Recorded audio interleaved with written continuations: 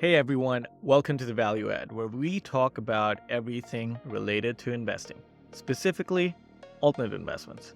We've interviewed a number of founders making alternate investments more accessible to the general public. Investing, however, can be intimidating at first. You might not know where to begin, you might not understand the associated risks, you might be trying to time the market. At the end of the day, the best way to learn is by diving into it yourself. Even if it's with a small amount of money, the lessons you learn through your own investing experience are the most valuable lessons you learn in the space. That being said, the next best thing is to learn from experts or experienced investors. So here's a recap of the top investment lessons founders we've interviewed on our podcast have learned over their personal investment journey. Enjoy. Welcome to Value Add, your edge in building wealth. It's a lifelong learning process. So don't just roll the dice and hope you come out good. Educate yourself on the companies, educate yourself on the vehicle, whether you're investing in stocks or farmland or private placements or whatever you're investing in, educate yourself. The overarching rule is don't lose money and be diversified. Let the professionals manage your money. One is like a lesson I continue to learn. It gets quoted to Einstein, which is compounding is the eighth wonder of the world. I just keep compounding my capital at between 10 to 20% year on year. You can do back of the envelope maths to realize like this is really powerful stuff. It's two things. First is just education. Understand the world of options out there, and knowledge is kind of the key to power with this stuff. Not to say you have to be an expert in everything that you invest in, but you want to understand what the fundamentals are and you want to understand what the organizations you're looking at are and how they operate. The other is take risk, but do it in a diversified way. So particularly when you're younger, you should be taking more risk with your investments. I personally think that's true, but really spreading things around, particularly as you're climbing the knowledge curve. If you become a deep expert in something, then you should consider going harder there. I mean, that's kind of the Warren Buffett style, right? But for most of us who are not professional investors, spreading your bets makes a lot of sense. My personal investment advice I apply to myself is never to invest in a tech company that does not have a board of directors, that requires the leadership team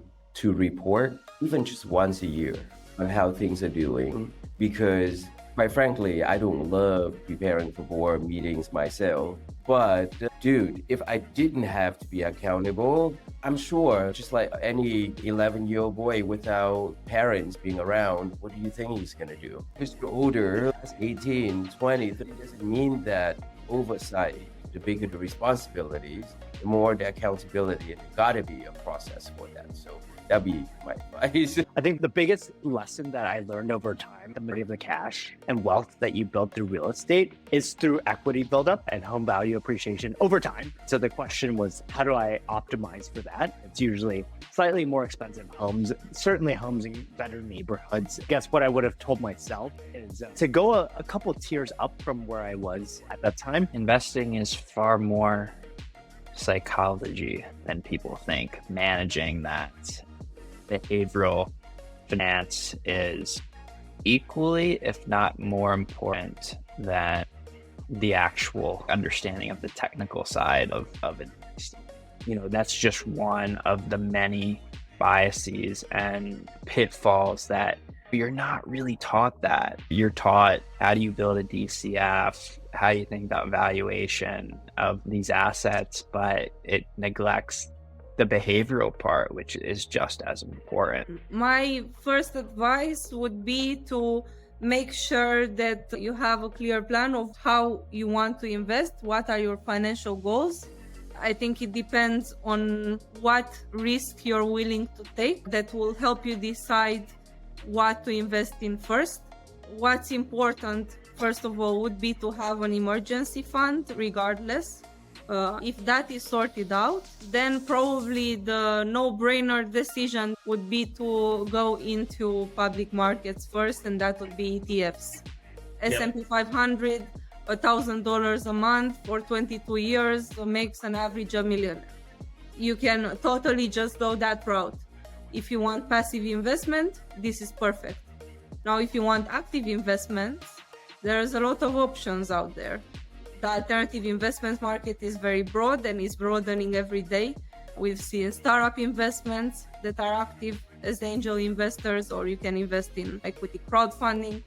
There's P2P loans, which I thought were very interesting because we are talking about fixed income. Then exotic assets, I believe, that have a space in there. The alternative investment pool keeps growing.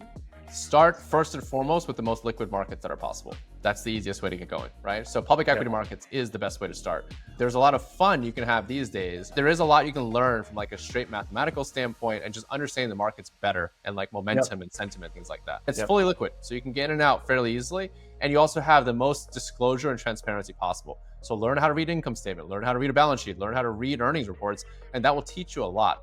As you get more and more savvy, shift more and more into private markets, basically. But again, there are private markets that are more liquid and private markets that are super illiquid. Start more with the liquid side because you need to be able to have a way out in the event something goes south, because nothing ever goes according to plan.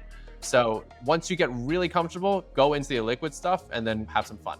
For the average person, I still recommend, depending on how much money you're working with, a heavier bend towards public versus private is still a better option, just because it's hard to predict. Emergencies come up, what you need, things like that. You could go like me and go fully liquid the entire way, but like I just would not recommend that. Just be fearless. One of the biggest things that holds us back and holds every 21-year-old back is, what are your peers earning? What are your parents thinking? What are your friends' parents thinking? How are your friends' parents talking to your parents? What are your parents thinking and talking to them? This whole thing really holds you back. If you stop caring about what other people want, if you reflect on what you want and you just pursue it with dedication and excellence, you're going to become great. Give up these things about going into this college and that college and this fat paycheck, and it doesn't matter. Because when you're 40, you'll realize how futile it all was. So don't care about what other people say. The counterpoint is you have to have infinite belief in yourself.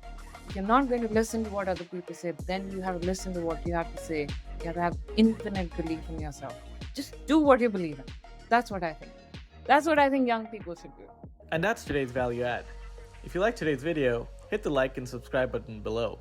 For long-form written content, subscribe to my Substack. Otherwise, follow me on Twitter. See you there.